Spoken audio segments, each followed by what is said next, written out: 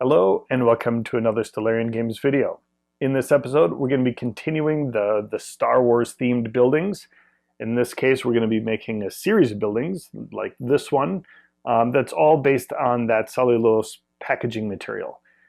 In this video, we're going to be cutting up just a single unit and turning it into several buildings. And I'll show you how to cut it up and use it, trying to use the different parts for different components. So we'll jump right in, show you how this is done. Okay, so this build is essentially the same as the last one, with the major difference of I'm using one single large packing piece and cutting it into littler pieces, trying to be careful not to ruin each of the edges and trying to find kind of natural boundaries of where buildings might be shaped out of. So I'm cleaning up all of the cut edges and those lips along the side of the packaging so that it will sit flush with the ground. Where I had to cut through all of the packaging, I had to cut out little chipboard sections to fill in those sections so that it would look like part of the building without being that stucco pattern.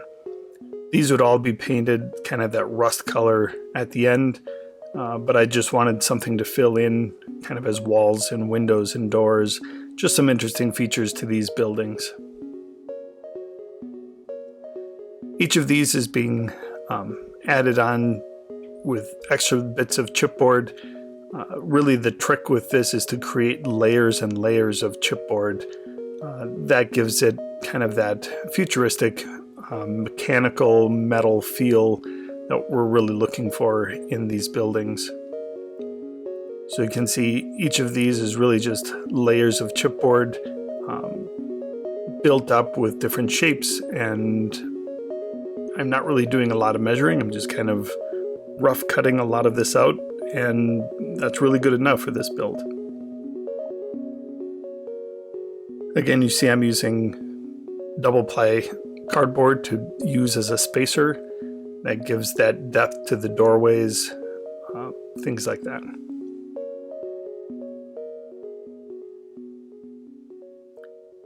Now I'm working on the large kind of panel door, which is kind of part of the garage building. It had a natural opening already built into that section of the packaging, and I wanted to just use that kind of as is and build an interesting door for it. So I'm building I traced out the same opening on several different pieces of chipboard, cut out each of those, and then traced a door section so that it would have kind of a layered door approach, each fitting into that same doorway section. So now I'm gluing on those layers and a center section, and then hot gluing that into place. Next, I'm going to be working on the balcony section of this building. I consider this building kind of the casino slash tavern slash inn. So I wanted kind of an upper balcony where kind of the guest rooms might be staying. Adding in some chipboard and some grating mesh just to give it, again, some visual interest. And then I wanted to put some sort of roof over the top of this. Unfortunately, the two sections weren't really flat, so I had to make kind of a strange bent piece, but I think it worked out in the end. Gives it a little bit of a different feel again. Now I'm cutting out some doorways. These are really basic doorways out of the chipboard. Just two layers of the chipboard, one for the door frame, one for the backing, and then adding some small panels for the access hatches, gluing those into place. Now I'm cutting in some windows in that upper story. Again, this would be kind of the residential section of the building. Adding some small grating pieces, just hot gluing those into place horizontally. Again, I'm imagining this being on a desert planet, so these would be kind of shade for the windows. Now I'm doing the same trick as before and adding a lot of bits and bobs to the building. These are wire nuts and ends of zip ties, chunks of zip tie just to get some of that grid pattern really just anything that I could find that would have some visual interest to the side of the building. Smaller zip ties, kind of almost intact, as you know, they look like power conduits, things like that. Now I'm adding some roof hatches and some grid work on the roofs.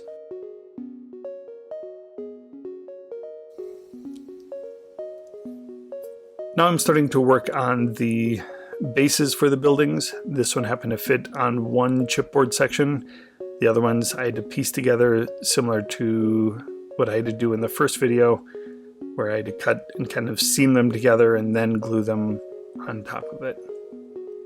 This one took a little bit more of an effort. It required a patch on both ends because it was such a long L-shaped building.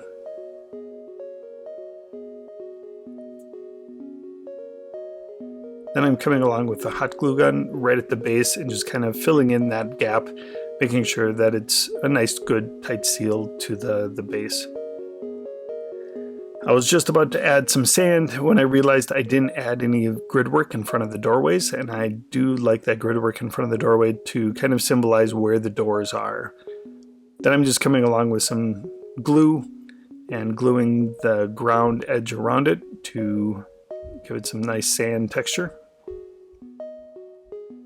I'm kind of doing partway around the building and then adding the sand just so I don't spill over the edge of my cat litter box that I use as my sand collector.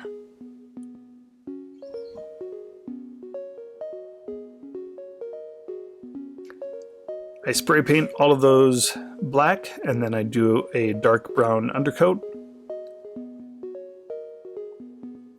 Then I switch to kind of a sandy, drier brush, but this is still a pretty heavy dry brush. This goes all the way to the ground and the building. And then I do kind of the white building, and I don't use this on the ground, leaving it kind of the dirty, sandy ground that I like. Next, we're going to use kind of this orangish rust color and hit all of those exposed metal parts. That really makes it pop, and I think brings the pieces to life and gives them some age and weathering. I'm doing this even on kind of the bits and bobs around the building as well. It might be a little bit uniform. You could change that up and add different colors if you wanted, but I thought for this, it worked pretty well. So here's the finished product. A couple different shots of the different buildings that came out of that one piece of packaging. So I hope you like this video. If you do, please hit the like button and subscribe, and we'll see you again next time. Thank you.